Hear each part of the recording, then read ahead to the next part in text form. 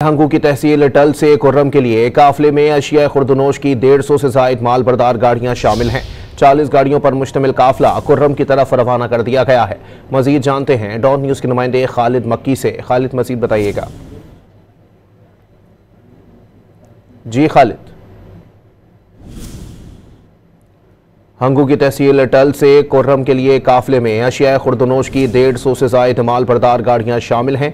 40 गाड़ियों पर मुश्तमिल काफिला कुर्रम की तरफ रवाना कर दिया गया है, जबकि हेलीकॉप्टर के जरिए कुर्रम के अवाम को सफरी सहूलियात की फराहमी भी जारी है। कॉन्वॉय की सिक्योरिटी के लिए इंतहाई सख्त इंतजाम किए गए हैं।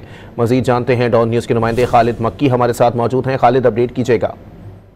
जी बिल्कुल, आज शाह खुर्दनोश का एक और काफिला जो कि 150 गाड़ियों पर मुश्तमिल है यहाँ से हंगू से रवाना हो चुका है और इन काफिलों को 40-40, 50-50 गाड़ियों पर मुश्तमिल काफिला बनाया गया है ताकि इनकी सिक्योरिटी भरपूर तरीके से की जा सके।